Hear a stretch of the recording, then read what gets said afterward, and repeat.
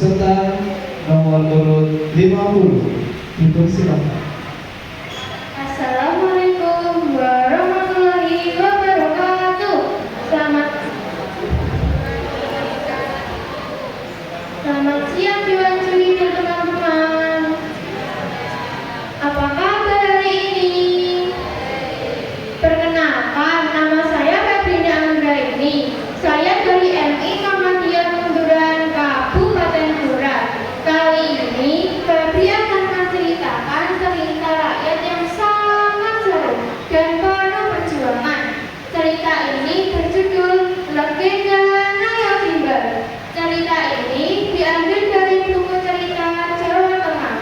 Cerita ini ditulis oleh Tri Wahyuni dan diriwayatkan oleh Balai Bahasa Jawa Tengah pada tahun 2017. Nah, teman-temanku semuanya, begini kisahnya.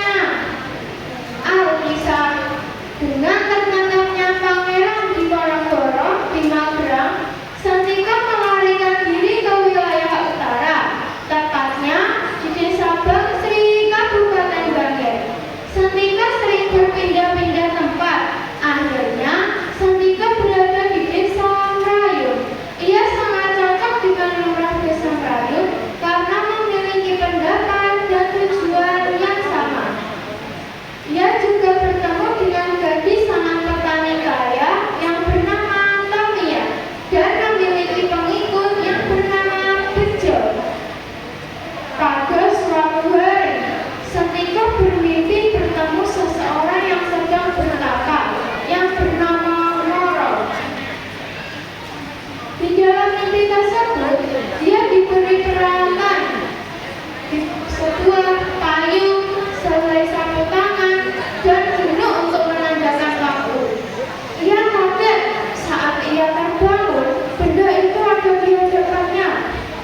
Ini bukan mimpi biasa, melainkan wasiat atau amanah yang harus dilaksanakan.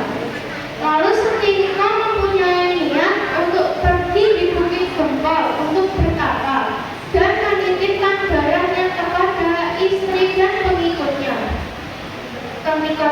Ketika Santika sedang bertapa, kedua adik Tamia yang bernama Budi dan Butang sangat senang karena akan mendapatkan harta dari kakak iparnya. Kesempatan itu dimanfaatkan Budi dan Butang untuk mengambil hasil karya Santika. Padahal Bejo sudah melarangnya, namun Bejo dihajar oleh Budi dan Butang hingga tidak berdaya. Dengan jalan bertatih-tatih, Bejo melaporkan semuanya kepada Tamia, yang membuat Tamia sangat marah kepada kedua adiknya. Kemarahan Tamia itu membuat kedua adiknya sakit hati. Budi dan Butang akhirnya melaporkan semuanya kepada penguasa setempat. Budi dan Butang mencari keberadaan Santika dengan berpura-pura peduli padanya. Budi dan Butang akhirnya menemukan tempat beradanya Santika dan mendengar bahwa permohonan Santika akan terkabul jika gunung itu sudah terbalik. Pada malam hari, Budi dan Butang bersembunyi-sembunyi membalikkan gunung pusatanya Santika. Keesokan harinya, Santika melihat gunung itu sudah terbalik. Santika berpikir ini bukan manusia biasa, melainkan pertanda perjuangan telah tiba. Santika memanggil murid-muridnya. Murid-muridnya sangat gembira. Artinya permohonan guru telah terkabul. Guru, bagaimana hasil